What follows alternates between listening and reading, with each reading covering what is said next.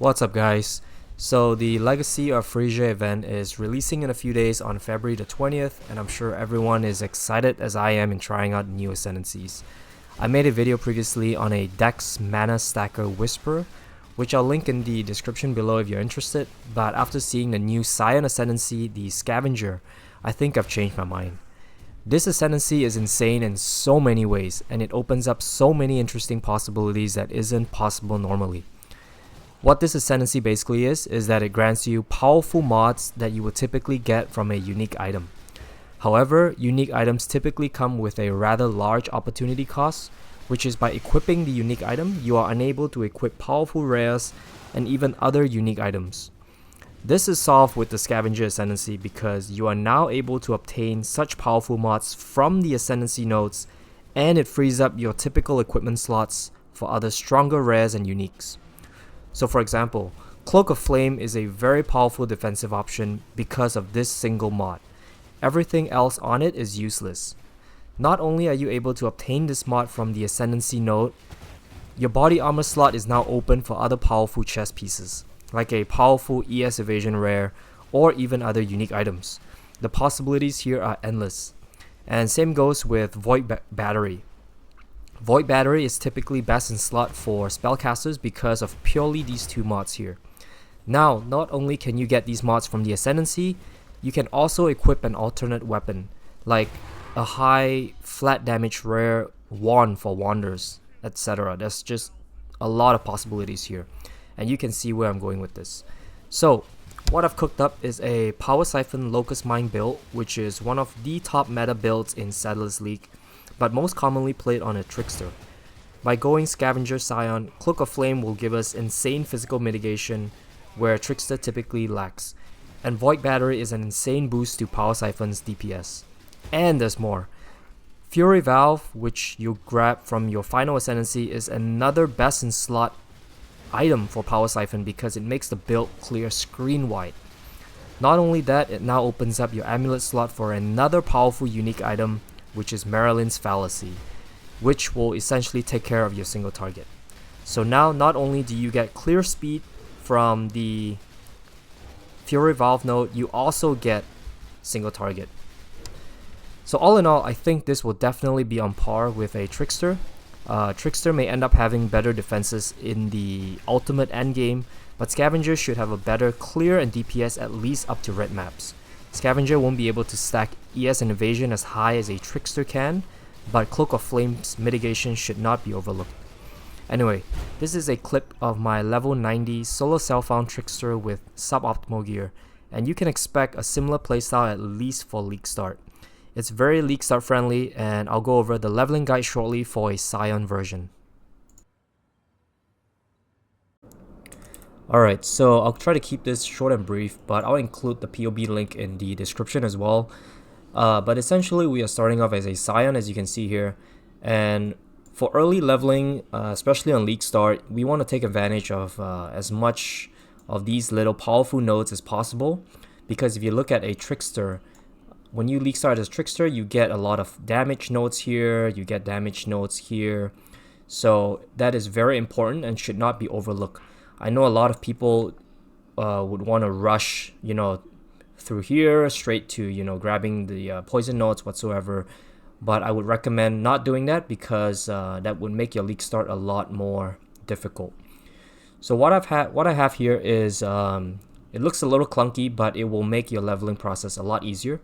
I have a level 1 to 31 leveling tree, which covers starting with Cobra Lash and then transitioning into Poisonous Concoction at level 12. So when we start, we are going to grab these projectile nodes right here, projectile damage for Cobra Lash, and it will also help your Poisonous Concoction. And then we're going to grab some movement speed here for some nice movement speed, and ultimately Path of the Hunter that gives you 16% projectile damage. And then we're going to fill out these nodes here to get some life for defensiveness, some nice resistance here as well. And then we're going to go up here for attack speed, Harrier, and slowly path our way through here. So this is for level 31. By the end of it, in Act 3, this is what your tree should look like. It it will have these are the last nodes that I'll grab because you need this before transitioning into Power Siphon.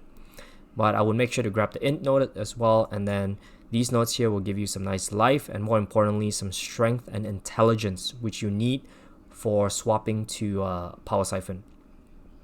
Alright, so this is the setup from 1 to 31.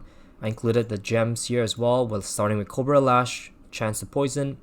At level 12, we'll switch to Poisonous Concoction, Volley, and then Chance to Poison. If you can get a 4 link, I would include Void Manipulation.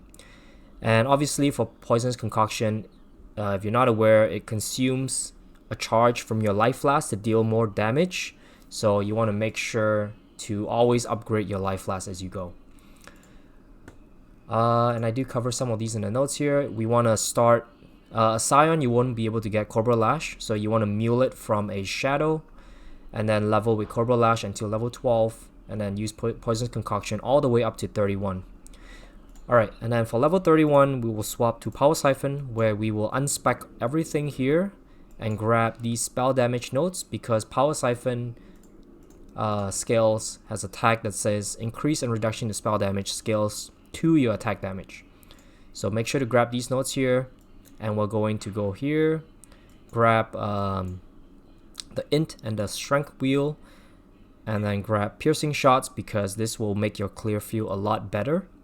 And then we're going to come up here and grab infuse for the power charge. That is a priority. And then once you have that, we want to grab these forces of nature, which will give you some nice penetration and LE damage.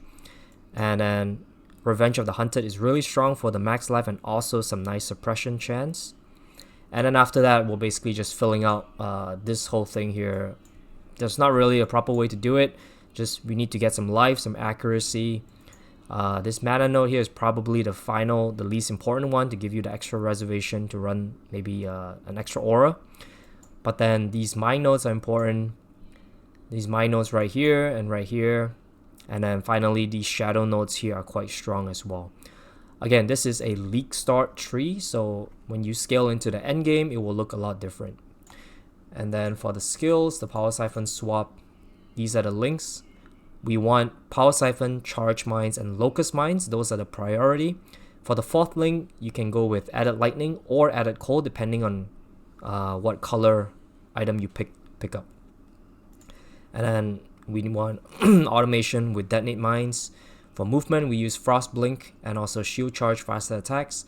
Flame Wall and Sniper's Mark will help with your single target. And then finally for the aura, you can run Wrath as the priority, and then either Grace if you want more survivability, or Summon Skitterbots for more damage. And then before swapping the Power Siphon, I made a note here to make sure to get a 4-link body armor with either blue blue blue green or blue blue green green. Get a Lapis Amulet if you don't have enough int, because some of the wands have a high int requirement. And then make sure to complete the library quest so you're able to purchase Charge Mine and Grace if you want to run that. Get a wand with flat cold or flat lightning damage as high as possible, so I would make sure your filter is able to show these wands as you level through the campaign. And then finally, this is very important, craft flat lightning damage on your rings. These seemingly minor damage will actually boost your damage quite a lot. And then for Ascendancy nodes, I mentioned earlier, we're going to go Cloak of Flame. You only get this during your Cruel Lab, so for normal lab you only get 2 passive points. And then for your Merc Lab, you will grab Void Battery, and finally Uber Lab is Fury Valve. And that's it. That is the leveling plan. I will be leak starting this, and I might post an update video on how the build feels, but if you haven't leveled as a Power Siphon miner, I would recommend trying it out first. It is you need to get used to the playstyle a little bit, but ultimately it's a very comfortable playstyle. So yeah, hopefully this video helps you out. If you have any comments or any questions, please leave them in the description below. Thank you. Bye.